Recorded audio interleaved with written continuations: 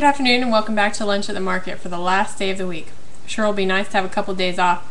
Seems like the whipsaw days we've had lately really take it out of you when it comes to trading action. Today there was a conversation between Wall Street Bean and Dirk Sun Valley regarding CF Industries, the fertilizer producer. Specifically, they asked about the CF June 100 calls for 70 cents.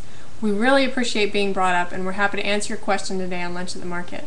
So we'll take some license with the question, kind of like Jim Cramer on the lightning round. CF Industries is great on the fundamental look. Company trades with around 11.5 PE with a PEG of 0.78. Margins are 14% operating and 26% profit.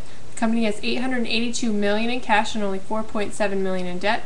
The company actually has $18.16 per share of cash and generates $362 million in free cash flow. Actually, now that you mention it, we may actually join you on this one. Okay, so the real question is how exactly to trade it. Hopefully you haven't bought the calls yet, as you'd already be down in position, so the first suggestion is to go with Mosaic instead of CF. Mosaic stock price is half that of CF, making everything cheaper in terms of capital outlay. Also, Mosaic trades with a 40 PE, but a 13.36 forward PE. This means Mosaic is a C student moving to an A student. And we know from Jim Cramer when he compared Coke and Yum that Yum is getting rewarded for becoming an A student while Coke keeps turning in A's and no one cares. The PEG on MOS isn't as good, 1.79, but the company has great cash position, over $2 billion, and only owes $1 billion. It generates about the same free cash flow. Mosaic is also down more than CF since the FERTs have become hated. Cannot emphasize this enough. The FERTs are hated. CF is only down 4% over the last 30 days, while MOS is down 9%. So if the whole sector trades together, which so far it has, then you should get more bang for your buck from MOS than CF. Now what do we do in order to benefit from the FERTs?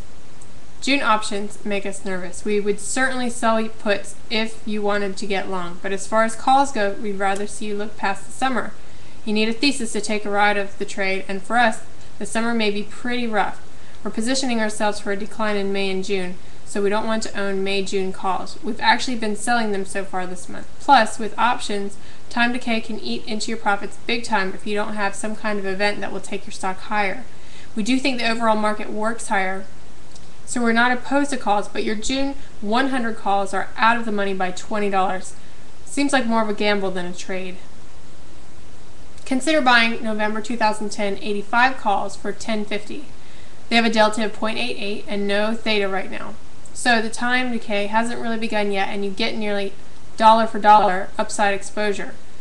You should be able to trade out of the calls long before expiration if your story is right and the stock goes to 100. If it does, you should be able to sell your calls up 100% by expiration.